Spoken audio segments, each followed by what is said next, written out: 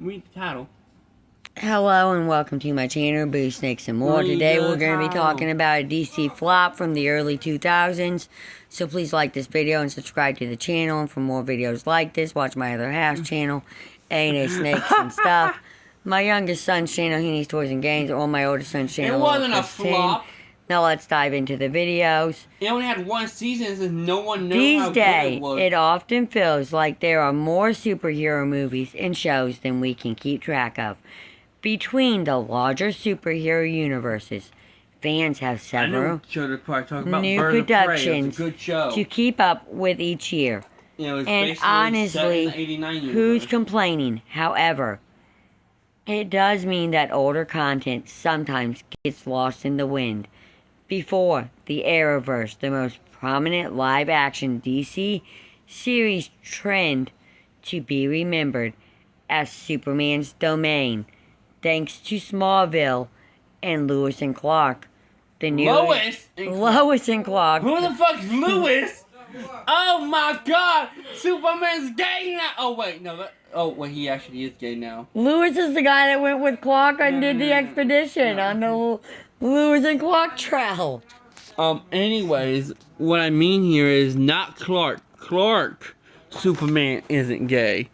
It's weird. It's like apparently now two Superman in the comics. There's Clark and now his son Superman, John, because they aged John up from being a boy to being a full-grown adult, basically. But Damian still looks like a fucking 12-year-old. How'd you get up there? Who got up there? Or was that Miss? That's Miss. Oh.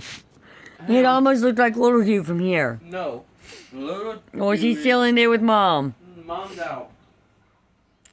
The most prominent live-action DC series trend Who's Lois? to be remembered as Superman's domain, thanks to Smallville and Lois and Clark, The Adventures of Superman. But there were others who bravely The Adventures of Superman struck out before the modern age of Marvel and DC blockbusters.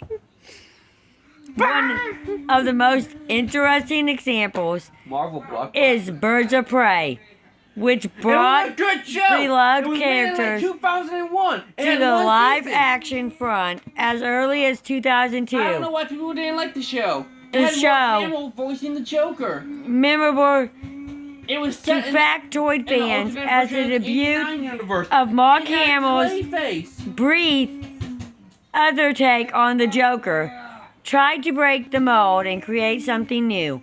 And while it didn't always hit, fans loved what it tried to achieve. I mean, yeah, it was a tale full of heart and visualism. It had all female superheroes. I mean, yeah, and it had that one African American bald guy from CIS. I always forget the actor's name and the character's name from CIS. But it was a good show. Yeah, it's one season, but that's because, well, it was made like 2012-ish, I believe. And they didn't know what they had going on back then. Are we talking about the light-skinned hot dude from CIS? No. The light-skinned African-American bald detective? I don't know. I gotta show you the show. Since he's in like the first episode of Birds of Prey. But it's basically set on a mixture of Earth 2 and the 89 Batman universe. It has new original villains, older villains. Harley Quinn's basically the main villain. That's rare to see nowadays. And it gave us Clayface. An actual live-action Clayface that can shapeshift. Now can I get back to the Why are people mad? Can I get back to the article? Why do people hate the show? Why did it have to get canceled?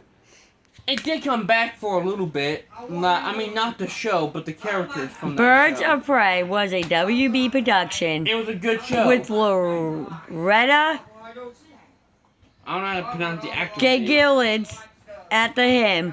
It brought three of our favorite heroes to the forefront. Barbara Gordon. And it wasn't afraid to go about things in a very different way. Dinah Drake. Starring Ashley Scott, Helena Kyer/Huntress, Dana Miller, Barbara Gordon /Batgirl/Oracle. And she should at least say that right. And Rachel Lewis and Pearson. Superman. Diana, Redmond, Neil Lance. Okay, so it was Lance in the show. Okay. The show portrayed a different side of Gotham, from the heroes within to the classic villains they battled. The show only got one season, Classic villain. totaling 13 episodes. While it opened to decent ratings, Hang on. it's largely been lost to time. This person Even did not those watch the show. who were invested in the show found themselves losing track of where it went.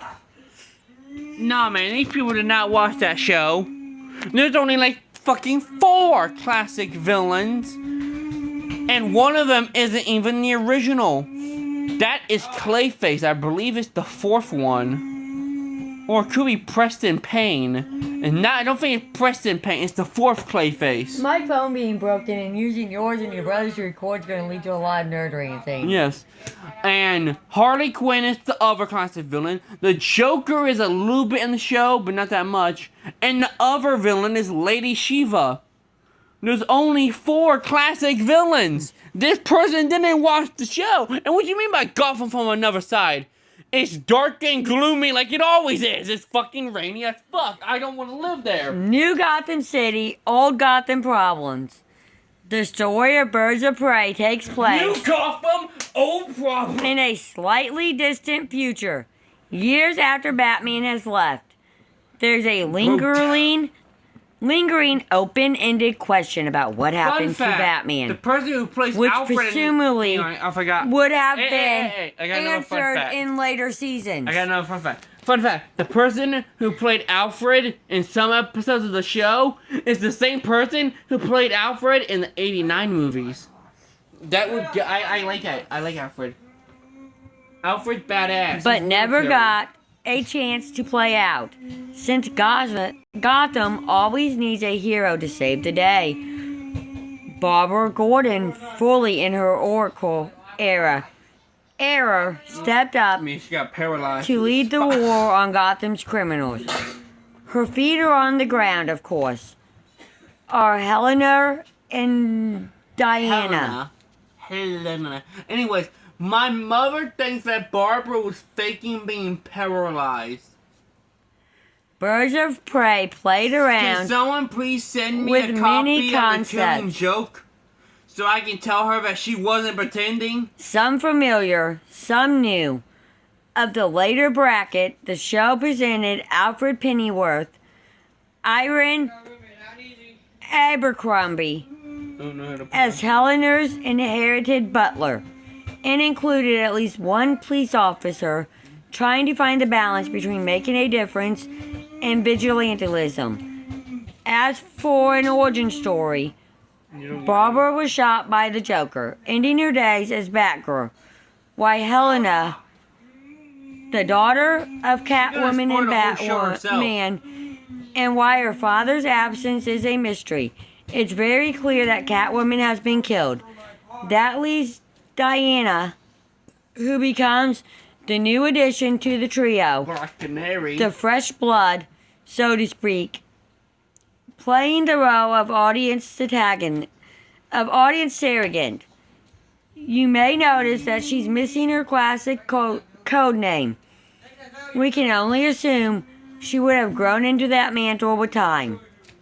Anyways, though, she also has some weird fucking powers in the show. This is gonna be an hour video. But this is like the only show, one of the only shows that are actually comic accurate for the time, since back then, the Birds of Prey were Batgirl, Huntress, and Black Canary. But I believe it was, okay, I think Barbara was Batgirl, but Huntress wasn't Kyle or Wayne, it was Helena Bertinelli, who has nothing connected to Batman aside from being called Huntress, so that would be the second Huntress.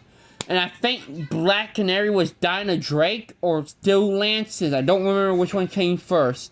Since there's 2 Dinahs, both named Black Canary, and one is the daughter or granddaughter of the other. Anyways, back to how Harley Quinn looked like in the show. Birds of Prey tried something new. Hannah, you wanna watch Birds of Prey? Why Birds of Prey may have utilized a familiar framework to build the No, you story, didn't. it quickly divided into new territory. Even the setting shifted, portraying a fractured Gotham, old Gotham, new Gotham, and No Man's Land. Oh, With fun Oracle fact, at the No helm. Man's Land is the name of a comic book. The story had more of a noir-inspired feel to it, going for more of that gritty and darker tone that DC was famous for in the thousands. Also, Here's where Birds of Prey really broke ground, as it allowed a series to be entirely led by female superheroes.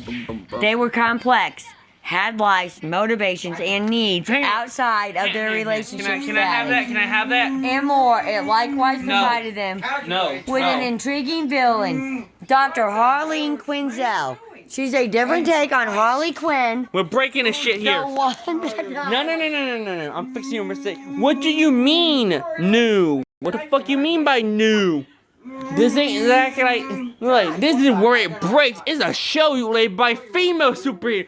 Do you not know about Wonder Woman 75? The 1970s Wonder Woman. That is a show led by what, Mom? Stop showing me. female. A female superhero. I mean, yeah, Steve Trevor's in it, but he ain't in every episode. Trust me, I watched the show. He ain't not in every episode. I missed it, kind of. The one that does occasionally peek her head out Occasionally. from the DC universe. Birds of Prey in the expanding DC universe. In a way, DC greenlighting Birds of Prey 2002 isn't all that surprising. It came a year after Smallville had hit the screen, and we all know how well that series went. Leave the comments down below. Why Lightning? What's better, the Smallville show or Gotham? Why lightning doesn't always strike twice. The entertainment three industry times. is always going to act like it can.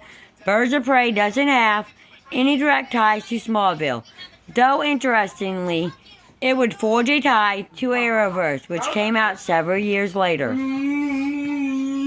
the Arrowverse crossover event, Crisis on Infinite Earths, Ashley Scott was brought back to reprise her role as Helena. Just to die. Unfortunately, the word this Helena held from Earth 203 was destroyed by the anti-meteor. No, it's not. Okay. This not only... No, it's not me. It's anti-monitor. I'm the Okay. nerd here, so I tried to correct her. She thinks it's pronounced Lewis. This not only You can tell when chronically she's gonna fuck up puts a the lot. Birds of Prey in... Buddy, Chronologically, calm down. puts the Birds of Prey into the Arrowverse continuity, but likewise destroys it. Iconic, already- right? What? No matter how we look at it, Birds of Prey was a bold and daring series. Why we can't pretend that every detail and risk paid off. We respect the intent and laminate that the series was given a chance to flourish and grow. We guess we'll never know what happened to Batman, or where the trio would have gone from here. Birds of Prey 202 is currently not watching a available show. to stream, but can be rented from several platforms, What's including 202? YouTube and Amazon Prime Video. You can't watch it. Huh? No, you gotta rent it. I don't know what you're talking about. I mean, I know where to watch it at.